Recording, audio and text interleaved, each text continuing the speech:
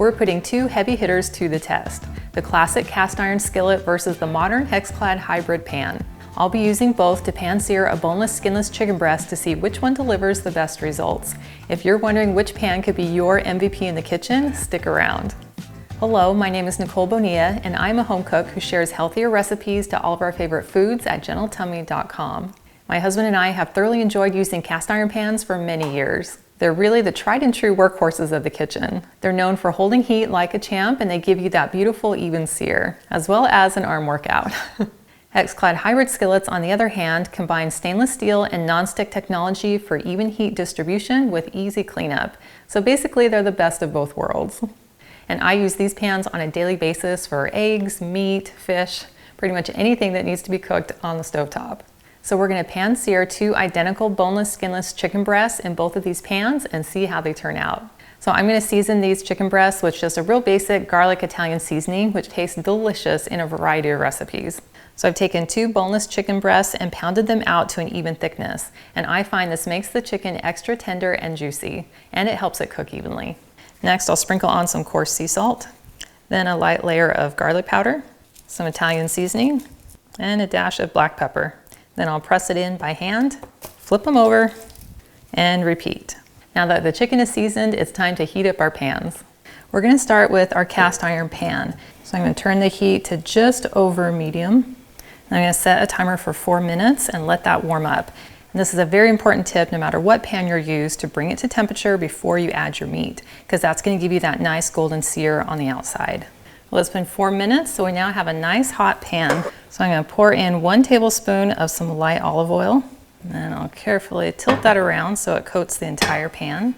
Make sure you use your glove because this handle is hot. And then we'll take our chicken breast, and I'm going to lay away. Ooh, that instant sizzle is exactly what we want to hear. So now I'm going to set my timer for 3 minutes, and then we'll flip our chicken over. And then to add a little extra flavor to the chicken, I'm going to go ahead and sprinkle on a little bit of Worcestershire sauce. Well, it's been 3 minutes. So now we'll go ahead and flip our chicken over. Oh, wow. Has this nice golden sear on the bottom. Then I'm going to sprinkle on a little bit more of our Worcestershire sauce. And since chicken has very little fat, I'm going to go ahead and add in 2 tablespoons of butter. And this butter is going to make it extra juicy. Now we'll set our timer for another 3 minutes. And then I'm carefully going to tilt my pan and just spoon some of that melted butter back on top of the chicken so it can all soak in. Oh, the smells amazing. All right, now that our second 3 minutes is up, I'm going to take my meat thermometer and start checking the internal temperature.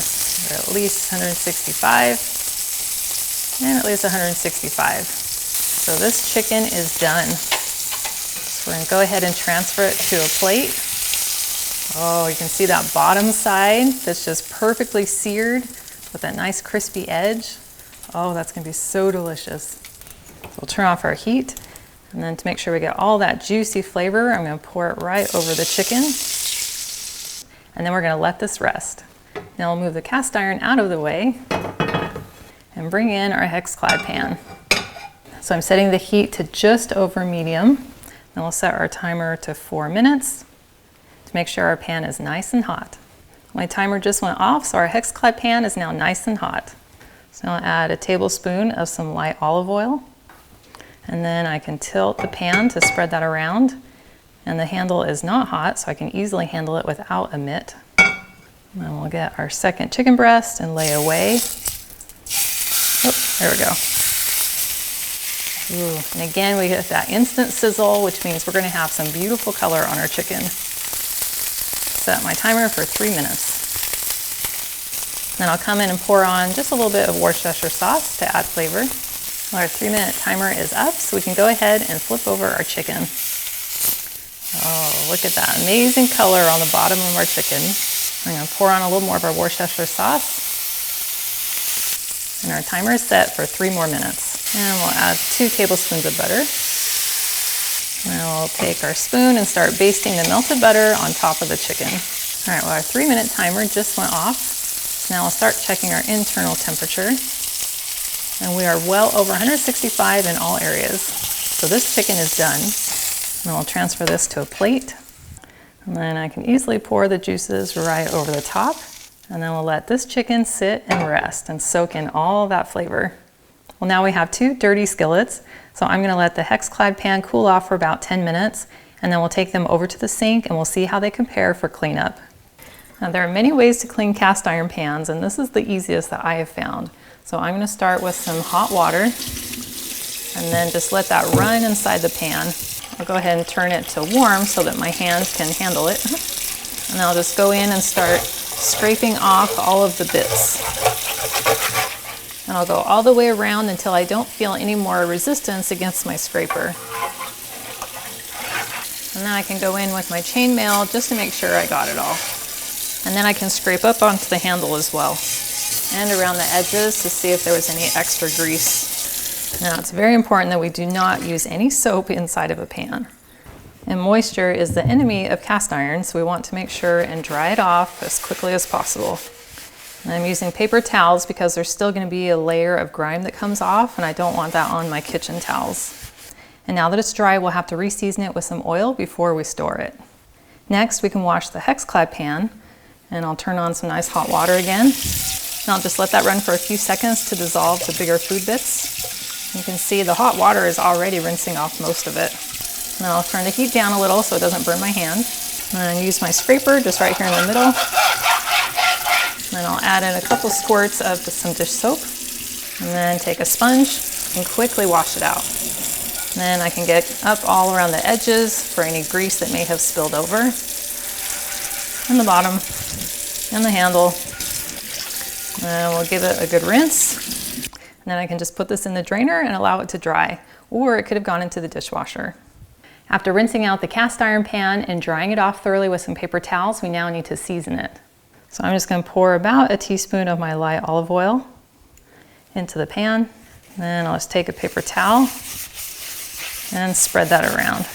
Now when I have time, I could go ahead and put this back on my stovetop and turn the heat onto low and just warm up the pan, and that would really help the oil soak into it. But I found that just giving it a good wipe with the oil works too. Well, now for the best part, which is comparing our chicken. And they both have had a chance to rest on the counter for about 15 to 20 minutes. And you can tell that visually they look almost identical. And when I was testing the temperature, they were identical inside as well. But I think we have to slice it open and try a bite just to be sure. So for the chicken cooked in the cast iron, it is juicy and pink and soft. And so delicious. And the chicken cooked in Hexclad is also soft, lightly pink, and glistening. And tastes just as delicious. This was a tasty face-off.